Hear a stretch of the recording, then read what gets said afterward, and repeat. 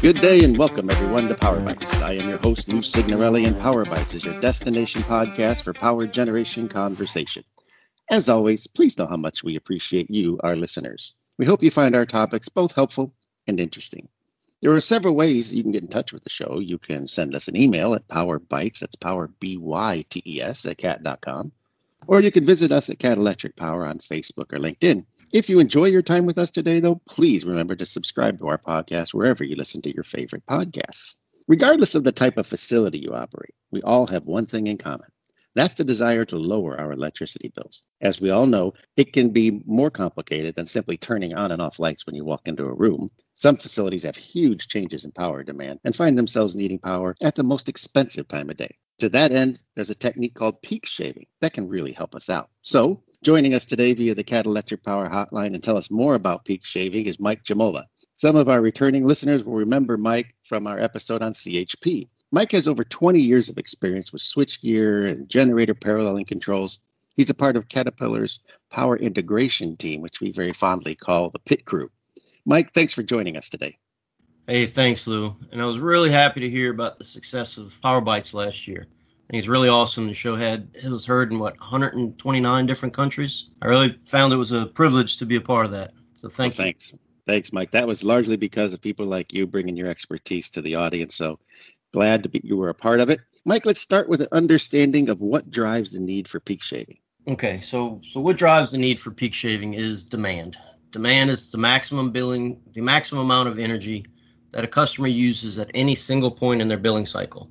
So these demand charges, they're additional fees that utilities charge commercial users for maintaining constant supply of power. These fees amount to a significant sum of money that businesses have to pay on their electric bills. This is sometimes as much as 50% of the total electric bill or more. In some instances, demand charges can actually be higher than the energy portion of the electric bill itself. So the price that business is charged each month for electricity really depends not only on how much electricity was used during the month, but also the rate at which the consumption of electricity occurred. So, Mike, if my business requires a sudden influx of power, the utility's actually going to penalize me for it? Essentially, yes. So as soon as you hit that peak, and if it's even for as short as a 5 or 10 minute duration, you've initiated that higher demand charge. I'll try to get into some ways to avoid that later on in our conversation. And does that penalty stay with the user for the year or just one-time charge? Yeah, no. It's just for that one month's billing cycle. But again, that 5 or 10 minute peak charge could be up to half of that electric bill. Okay. Now I see the problem. So how is peak shaving designed to help with that problem? Let's define peak shaving. Peak shaving, it's the term used in the energy industry to represent it's the flattening out of peaks in the usage of electricity. So these peaks are important in terms of grid stability and influence power purchasing costs. Electricity costs for large-scale customers are sometimes set by their maximum peak load or demand. For example, a customer could go from paying the higher demand charge of, say, 12 cents per kilowatt hour to, say, 4 cents per kilowatt hour by being able to drop their peak demand charges. The reasoning for this is that the grid load and needed power production is designed to account for these peak intervals. Okay, so how does it work? So with peak shaving, a user is reducing the power being consumed from the grid quickly and for short durations to avoid those spikes or peaks in their consumption.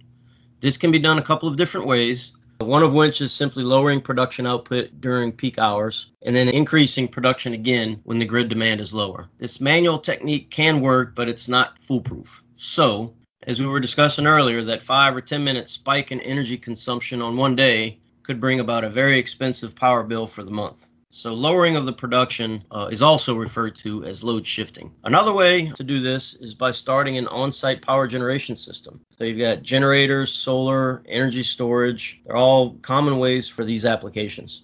They all have their own unique considerations to address, and that's why it's always a good idea to work with trusted advisors like CAT or our local dealers.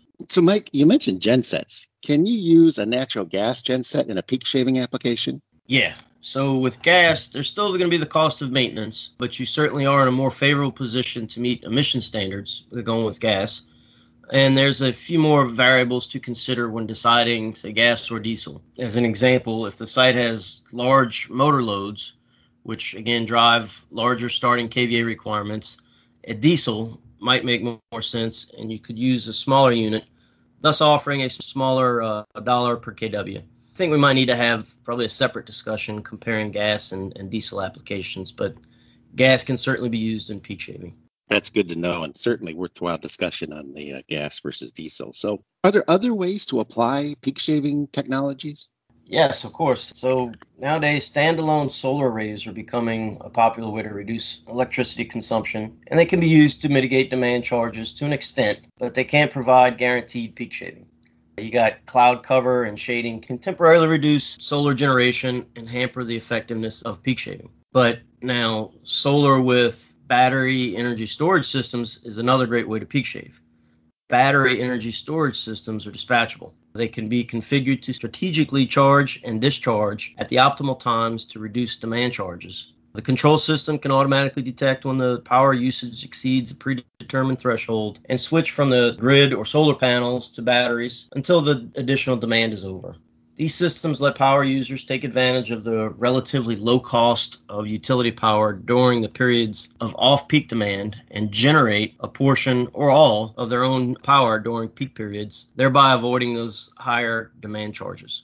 So, Mike, it sounds like there's a few different ways a user can go to address peaks in their power usage and avoid demand charge. Yes, absolutely, Lou. That's why we encourage folks to utilize CAT's experience and expertise. It's really all about understanding the site and what the user wants to accomplish. There are also a few load management techniques we can talk about too. Oh, great. Does that mean you're willing to come back and talk to us about load management as well? Absolutely, Lou. Glad to be back whenever you'll have me.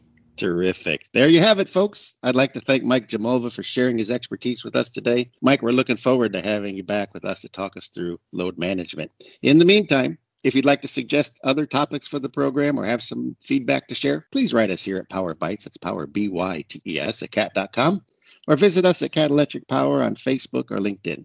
Please remember to subscribe to our podcast wherever you listen to your favorite podcast. Until next time, thanks for listening to Power Bytes and have a great rest of your day.